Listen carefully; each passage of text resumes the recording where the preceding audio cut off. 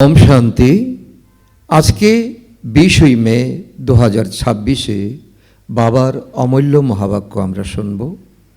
आजकेर এই महावाक्ये এখন আমরা শুনব আজকের মুরলী বিস্তারে। ওম শান্তি।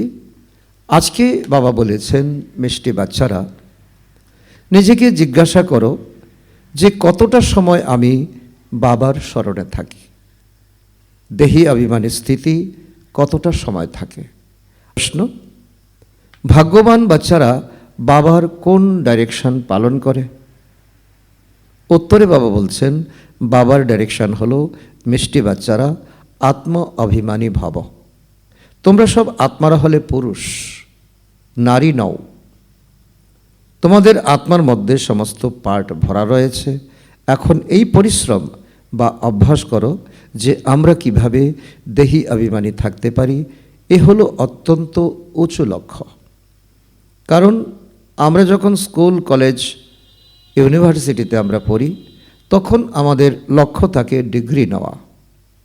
আর এটা বাবা বলছেন, এই 84 জন্মের মধ্যে আর এই দুনিয়ার লক্ষ লক্ষ নরনারী যে বিদ্যায় পারদর্শী হয়, যে মেধায় সে উচ্চ ডিগ্রি সম্পন্ন হয়, যদি গভীরভাবে বিচার করা হয় তো সবচেয়ে উচ্চ লক্ষ্য হলো যে দেহি অভিমানী হওয়া। আমি আত্মা শরীরের মধ্যে আছি, এই শরীরকে পরিচালনা করছি, আর এই আত্মাকে, আত্মার ভাবনাকে, আত্মার স্থিতিকে উন্নত করার জন্য যে অধ্যবসায়, যে পরিশ্রম, এটা হলো পুরুষার্থ।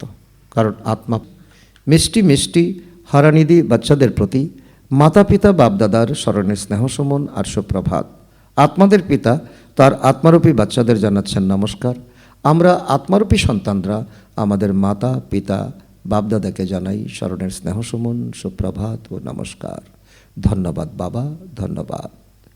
আজকের মুরলীর ধারণার জন্য মুখ্যসার 1 নম্বর, জ্ঞানকে খুব ভালোভাবে ধারণ করে দেহে অভিমানী হতে হবে। এতেই হলো পরিশ্রম। এই লক্ষ্য হলো অত্যন্ত উৎস। এই পরিশ্রমেই আত্মাকে শতপ্রদান হতে হবে। নাম্বার 2, জিন হয়ে স্মরণের যাত্রা করতে হবে। মায়া যতই বিঘ্ন আনুক না কেন, মুখে চুষিকাটি দিতে হবে। মায়ার দ্বারা বিচলিত হইও না। একের স্মরণের থেকে ঝড়কে দূর করতে হবে।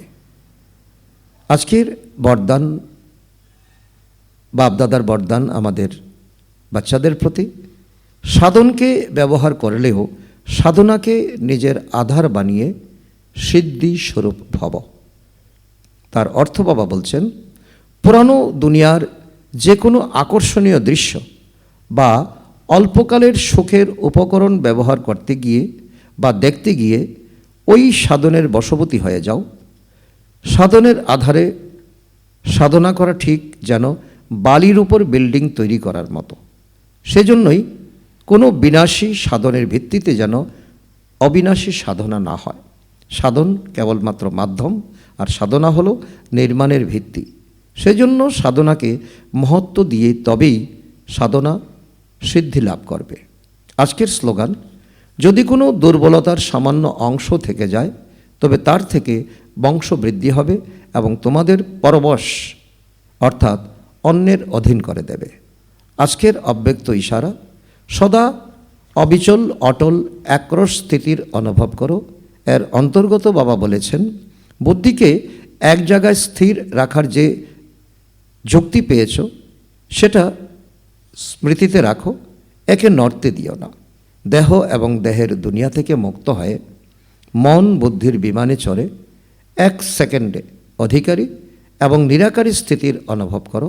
বুদ্ধিকে বিচলিত হতে দিও না, অন্যথায় যুদ্ধে অনেক সময় ব্যর্থ যায়। তপস্বীরা যেমন সর্বদা নিজ আসনে বসেন, তেমনি নিজের একরস স্থিতির আসনে বিরাজমান থাকো, তবেই ভবিষ্যতে সিংহাসন পাবে।